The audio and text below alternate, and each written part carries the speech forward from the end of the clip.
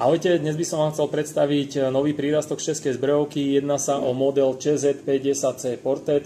Tento model má oproti predchádzajúcej verzii viacero takých vylepšení a tým prvým je takýto integrovaný kompenzátor. Tým, že je to vyriešené takto, zbraň si stále zachováva rozmery predchádzajúcej verzie, čo je veľmi dobré. No a úlohou tohto kompenzátora je poprvé usmerňovať prietok z plodín. A tým, že ich usmerní smerom hore, eliminuje mi zdvih hlavne a zráža ho stále do dola, takže zbraň je oveľa kľudnejšia a nie je taká uskakaná pri výstrele ako pri zbraniach, ktoré kompenzátor nemajú.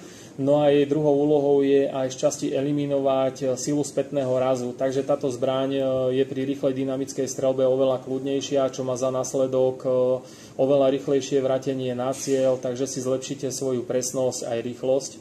K tomu ešte prispieje aj o 10% ťažšia zastudená kovaná hlaveň, ktorá mi dodáva ešte jemné ťažisko dopredu, takže naozaj tá dynamická streľba je veľmi pohodlná. Ďalej oproti predchádzajúcej verzii nám tu pribudli takéto drážky na vrchu, ktoré dodávajú určitý komfort pri nejakom rýchlom prebíjaní alebo nabíjaní zbrane. Predchádzajúca verzia tieto drážky nemala, takže bola väčšia šanca, že mi tá ruka dole tým záverom sklzne. Ďalší rozdiel oproti tej predchádzajúcej verzii sú aj nové mieridlá, ktoré sme už videli na P09 Nocturne, ale tieto mieridlá sú oveľa agresívnejšie, ako boli pri predchádzajúcej verzii a dovolia mi zbraň nabíť aj rôzne typy hrán alebo materiálov, ak si to situácia vyžaduje.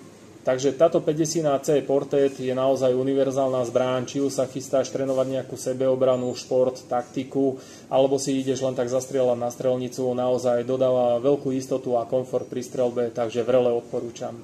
Čaute.